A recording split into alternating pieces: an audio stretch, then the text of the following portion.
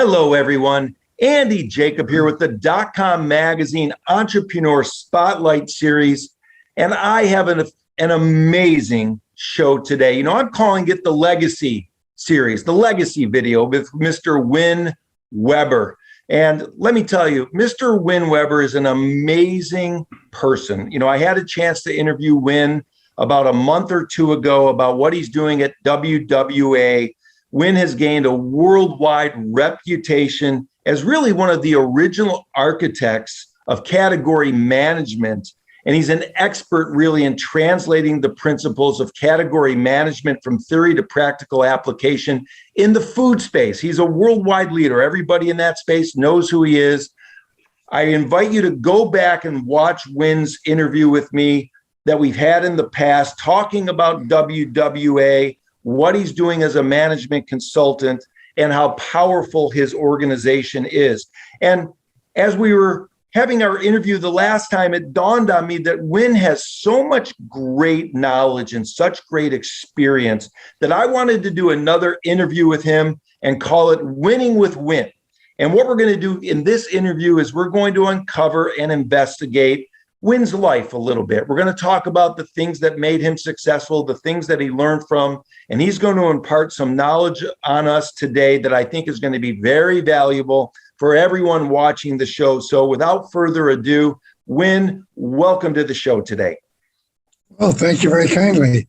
It's always a pleasure meeting with you. And as I've told people on the outside, there's no one who I would more enjoy talking with than you. I love it, Win. I'm going to take my glasses off right now and settle in because there's so much to learn from you. So just let's get started, Win. You know, when you started your company, you know, you had this idea to build a worldwide leading company. You've done such a great job. You have so many satisfied clients. You're a go-to person in the industry. Anybody that's in the food space knows who you are. You're really a household name. So when you started your company, Win, you know, what was the single most important thought that you had early on to build this great company that you've been able to build? Well, simply stated, I wanted to go out to where I could greater influence industry and companies. I was brought up in the consumer packaged goods industry, and I won't name all the companies right now, but I grew quite quickly. But I had one experience that opened my eyes, and it was when I was senior vice president of Atari. And when I went to Atari, I realized that my life with the major corporations was like I was looking through a channel. And Atari just opened my eyes to the fact that there's a whole different life out there than the more disciplined Procter & Gamble's, Colgate Palmolive's, and so forth. And it really brought to me the attention that there's so much out there that you can pursue and learn from. And it was that experience, then followed by going back in the industry for a while, that said to me, it's time to leave working for a major corporation, to go out and be yourself, be your mind, and help companies grow and help people grow. And it's something I never regret. It's frankly very rewarding as I move forward. As you can see, I've decided not to quit. That's great, Win. So listen, you know, in our last interview, when you mentioned how old you are, I would never ask, but since you already mentioned it, and something to be very proud of, why don't you tell the viewers how old you are on this Winning with Win episode, and tell us a little bit about this medical journey that you've had briefly, and why that's so important when you think about your life and think about getting up in the morning to give the best that you can for your clients and for your family. Well, first of all, I'm a very young 81 years old. And in 1962, I went to the doctor. I had some heart palpitations. The doctor called my wife and I in and said, "Mr. Weber, you need a new heart. Well, needless to say, that was quite a shock to myself. And I had to wait 3 years for the heart, but wait until 1965. But waiting for those 3 years, they told me I couldn't travel. And I'm saying to myself, wait a second. I'm in a business where I have to travel. So we reached agreement that I could travel 2 days a month, as long as I was back in Tampa, calling in before 5 o'clock in the afternoon. So I adjusted some things with the company and lasted almost 3 years. And then in 1965, in April, at 1:23 in the morning, I got a phone call and they said, Mr. Weber, we have a heart for you. So I told my wife, I drove her to the airport or to the hospital and went down to Tampa General. And that morning, I had a heart. So with a new heart, I called my team the next morning. Of course, I took my computer to the hospital and told them I was back in business. And that, sorry, but I was back. They're going to have to work a little harder again. Well, listen, that's incredible, Win. And there you are. You kept going. And of course, everybody knows who knows you. You love to travel. You're a worldwide traveler. You have millions and millions of miles under your belt. You've got more frequent flyer miles than anybody combined. Let's talk about Win Weber as a young man. Let's talk about, when you were, in your 20s and you were, in your late teens. And if you could talk to yourself, Win, back when you were in your 20s, what would you say to yourself when you were in your 20s now that you're 81 years old? Well, that's a very good question. When I was in my 20s, I was in college at Syracuse University. And in those years, I was more interested in anything but grades. I was more interested in people and more interested in being an officer in my fraternity and more interested in organizational planning, things of that nature.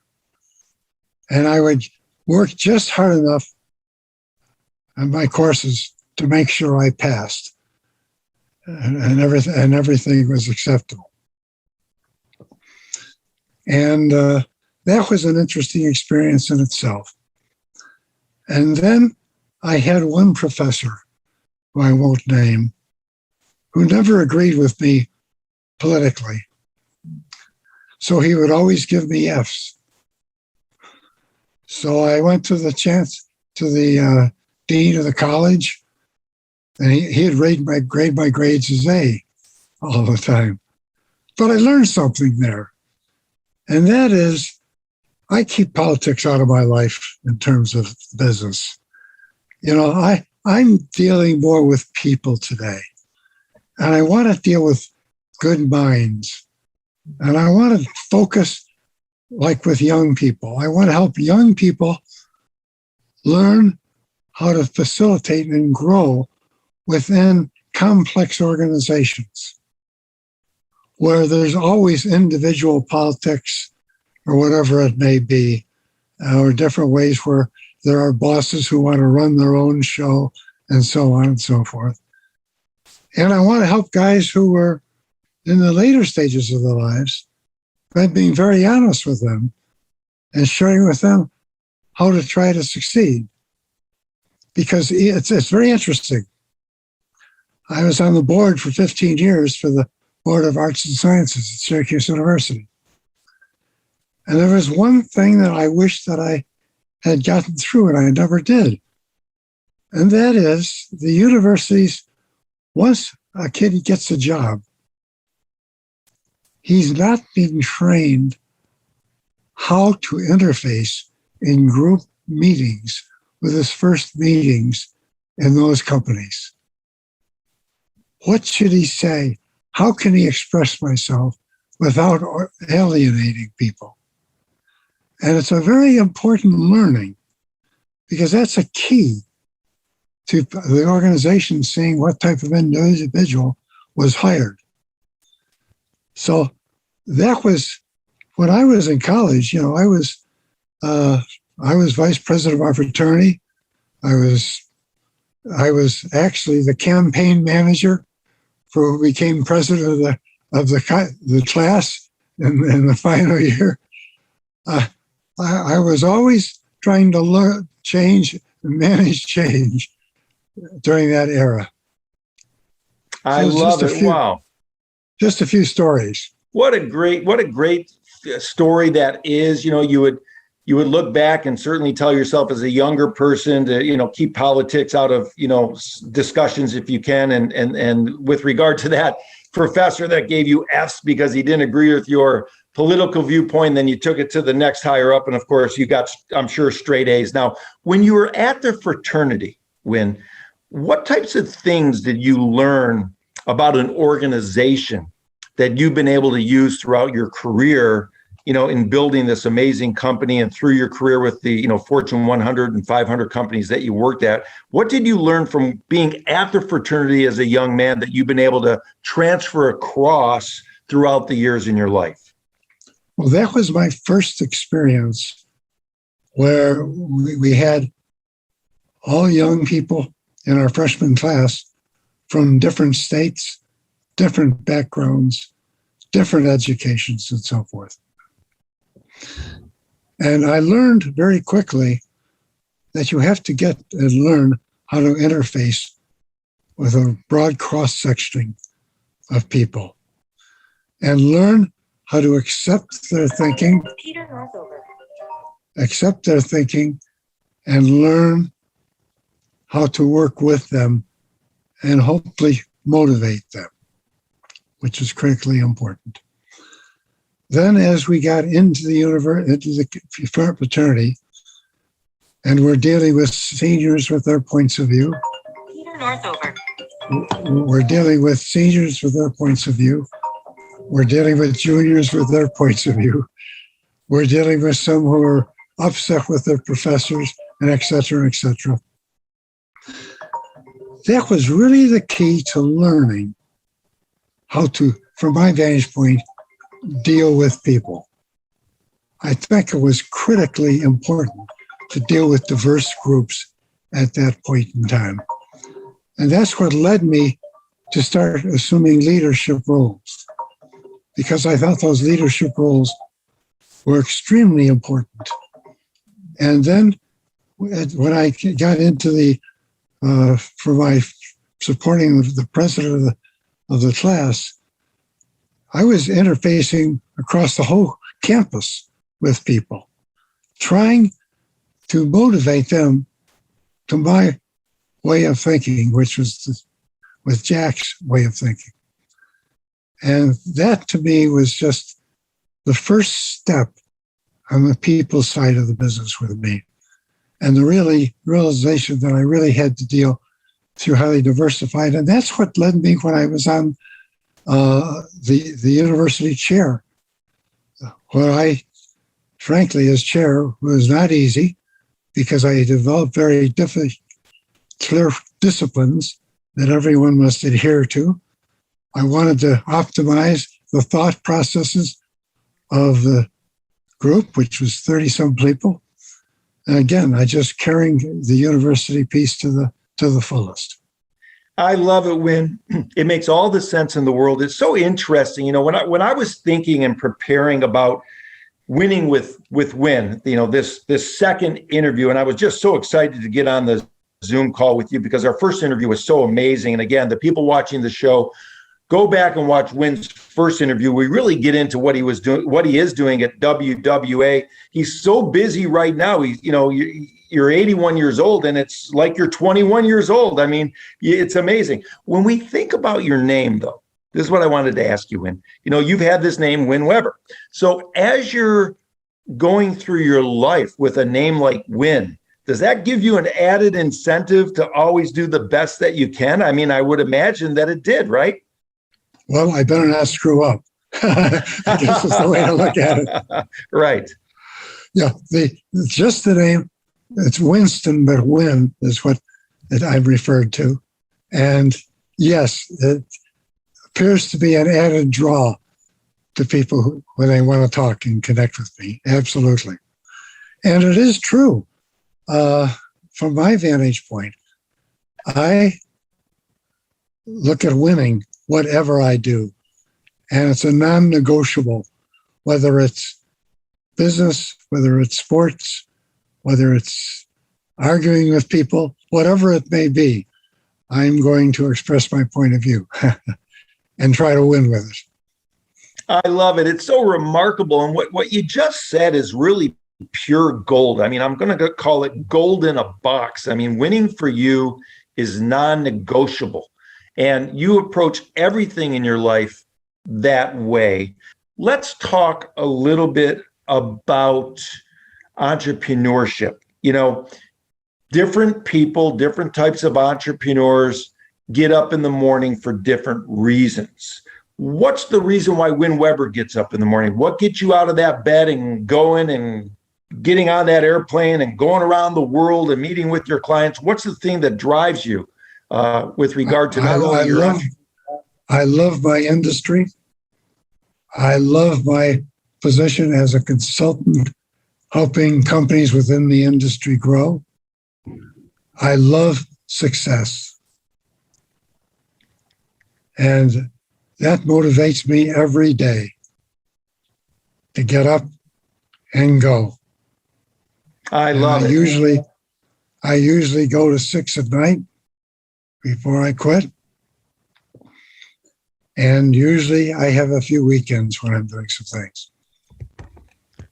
So remarkable what you've been able to attain throughout your life. You know, you started, you know, as a young man, you went to school, you worked, you know, you were in the fraternity, you were able to climb the ladder, you know, you were a great student, you worked for so many great companies, and you learned what it was like to really take care of your customers. Now, I want to talk a little bit about the way you were raised, Win, because, you know, when you were being raised as a young boy, were there certain messages that were continuing to come across to you as a young boy that sort of made you who you were as an adult? What types of messaging was coming across from your family to you as a young boy that made you, you know, the type of responsible, intelligent, educated person that you are today and the man that you've become? My father was a very hardworking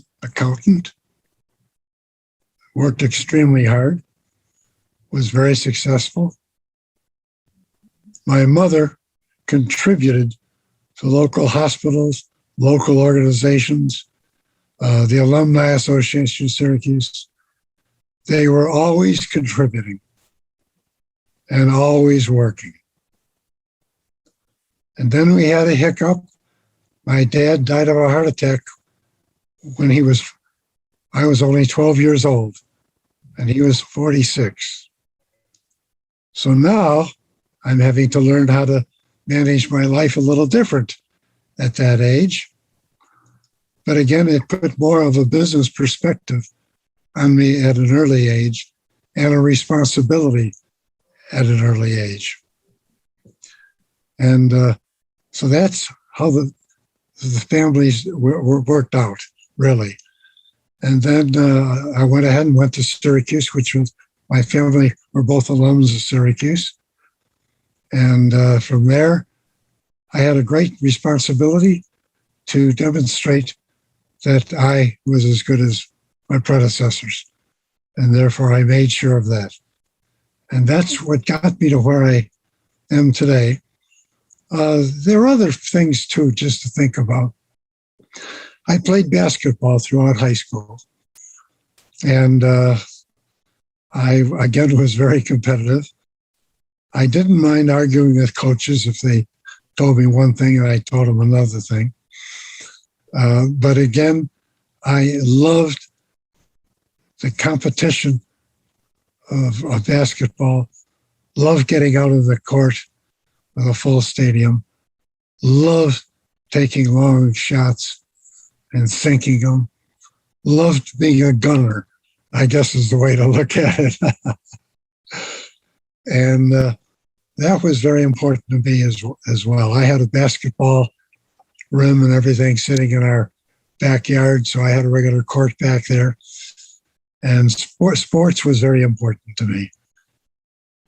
I love it when, I speak to so many successful entrepreneurs and founders throughout the world. And I do hear that quite often, that many of them have a sports background, and whether it's an individual sport or a team sport, or whether they were on the debate team or on the chess team or something like that when they were in high school or even junior high school or elementary school, certainly those types of things really can help mold somebody. So, let's talk about this just for a minute. You were a gunner. I love that. You like the outside shot. That's awesome.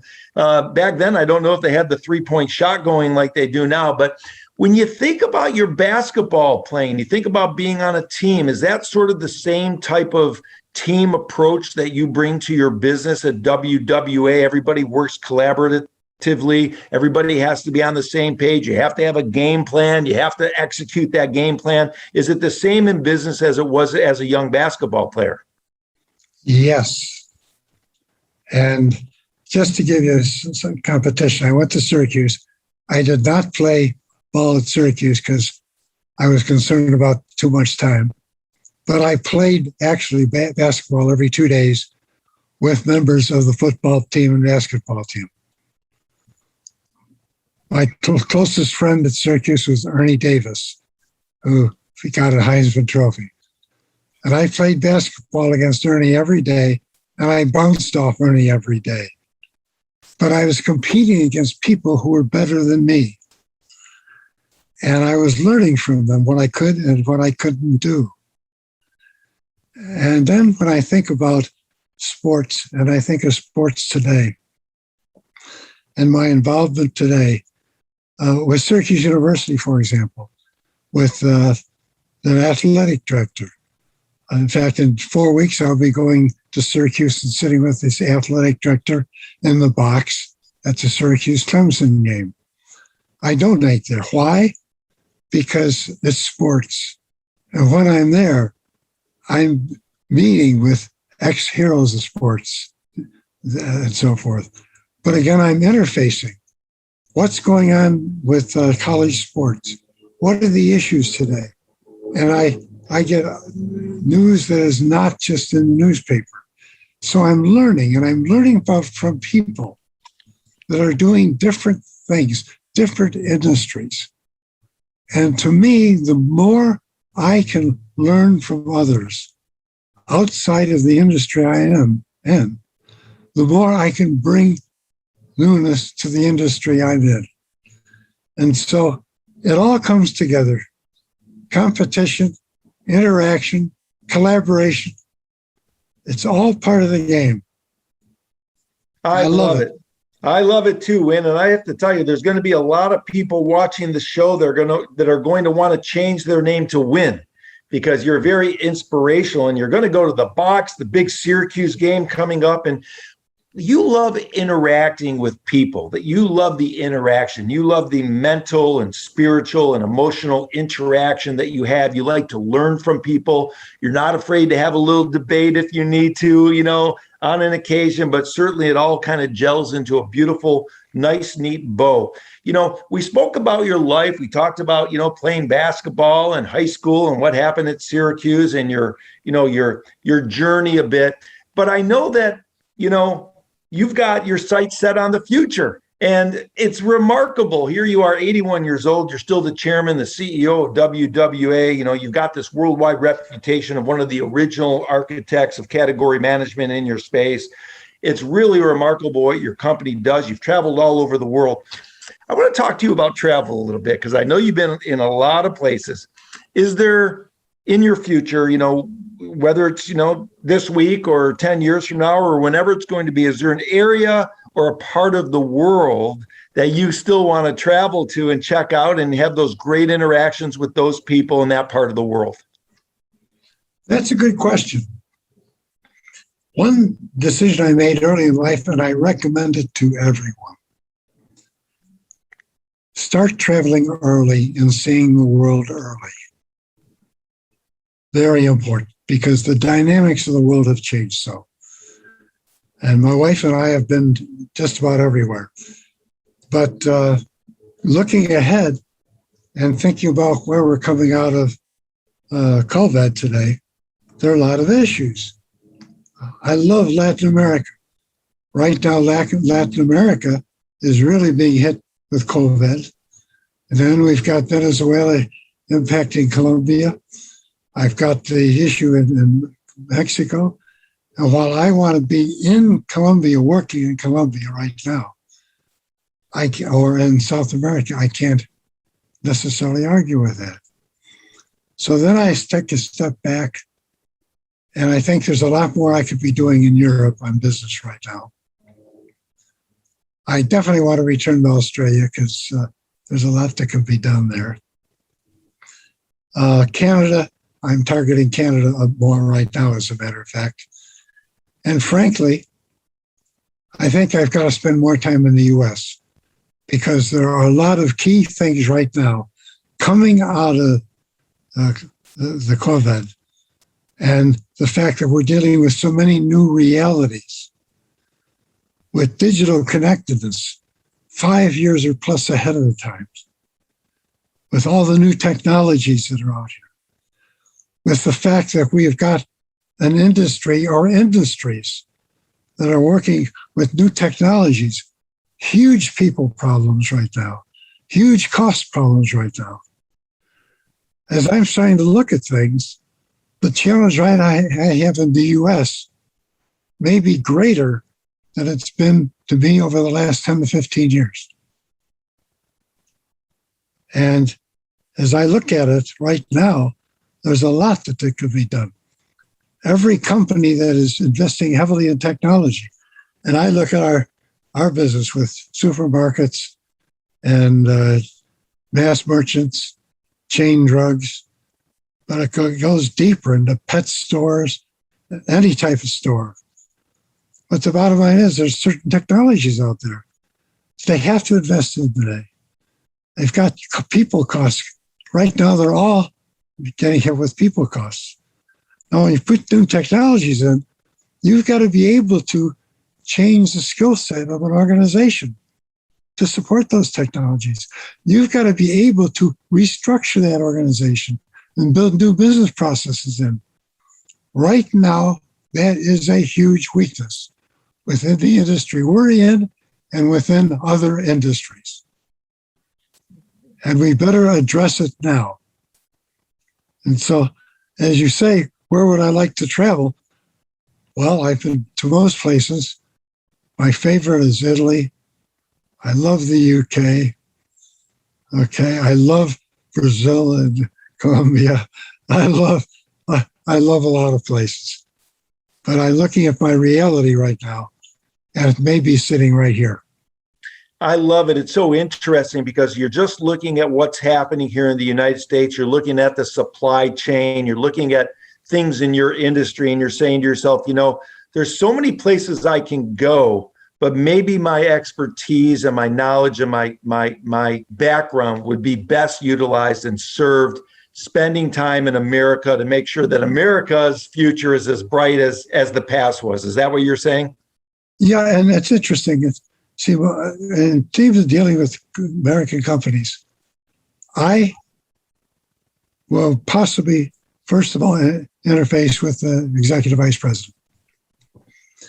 Before we will provide any proposal to a company, I request that we meet with the chairman, president, and the senior executives of every department and division. I do that for a simple reason. Change requires commitment and involvement across an entire company and down through that company. If I don't meet for 2 hours with this entire group and get them on board to what we want to do, it'll never be effectively implemented. And that is a challenge today, a huge challenge, because there's a tendency to challenge companies to isolate, departmentalize, and so forth. And I think that's a key issue with corporations today. Change requires change driven across and down from the top. And that's critical. And no one can negotiate. Win, that's so interesting, because if we think about your experience playing basketball and your team sport experience, it's the same thing. I mean, if the coach can't get everybody on that team, from the starter who's the superstar, the center, to you who are the gunner, the outside shooter, to everybody going down on the team, even to the last guy on the roster. I mean, the coach has to get that last guy on the roster to understand he needs to practice hard, every day. So it seems like you're saying it's the same thing in the corporate world as well. You want the complete top-down management to the people on the ground floor, all committed to the same goal. Is that what you're saying? Exactly. Have to. Now, that makes great sense. Now, I know from our last interview, Win, I know I'm keeping you over, but again, I know I could talk to you for 5 hours here. There's just so much to go over with you, and you're fascinating. One thing you love to do is you love to read. And I know you're an avid reader. You have a voracious appetite for the written word.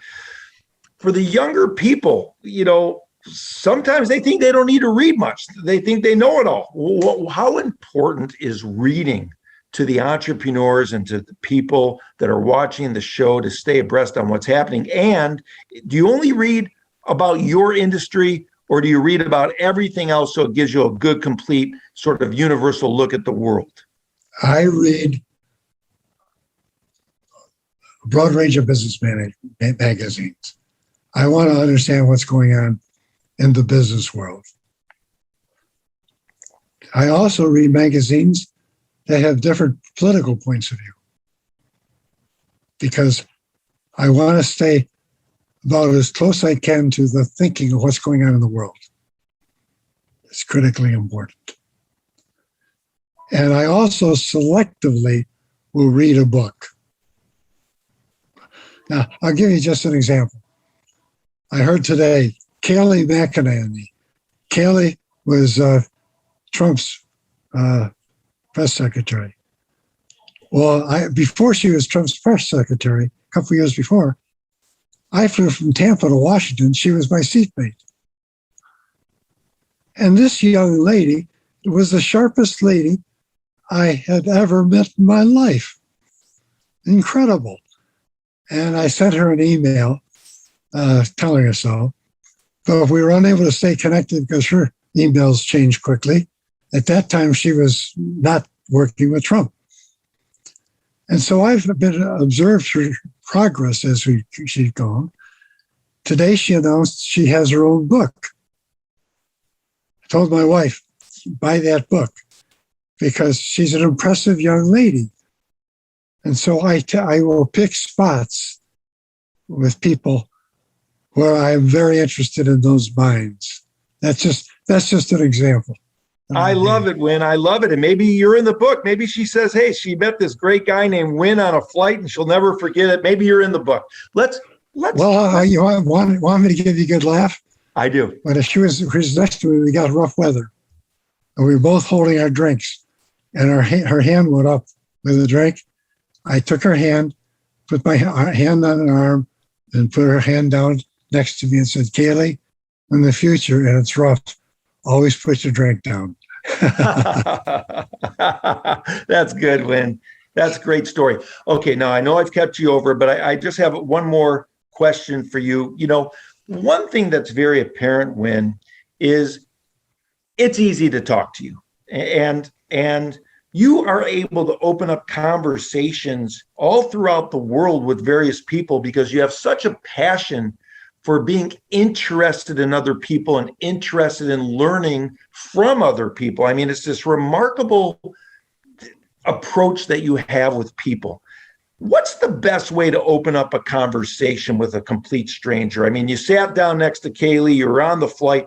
How do you open that conversation up? There's a lot of people that, freeze in the frame when they're next to somebody and they don't know how to get that conversation going. Is there a winning with win secret on how to get that conversation going so you can start having great communication with people? It depends on who you're talking to. I view myself as equal to everybody, no matter what their level. Whenever we go out to dinner, the first thing I ask the waiter or waitress, tell me about yourself. And are you from Tampa? Did you go to college or did you go to college? What are your careers and goals in life? How long have you worked here? And I get into a long conversation with them to get to know them. It's critically important. And then they're conversing back. And that's just that side of the equation. When I talk to anybody in business today, the first thing I will say is, I'm Win Weber. I'm CEO of Winston, Weber & Associates. You probably don't know me because you're in your 40s. So what I'd like to do is let me understand what you do and what your issues are. And I'll share with you what we do and our issues and see where we have some things in common. And so the first thing I'm looking for is common dialogue. I love it.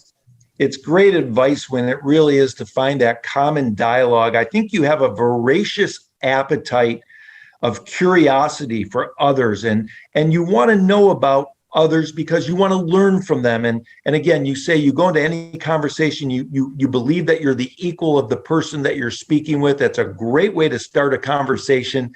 And you both contribute. And in business, you're able to ask questions to find out what the needs of your potential clients are so that you can give them back a sequence of events that they can follow to become better, and what your company, WWA, is able to do for them to make them a better company. So it's really remarkable. When, last time I had the interview with you, I said to you, I want to get you on the show one more time because there's a lot more questions I have to ask you.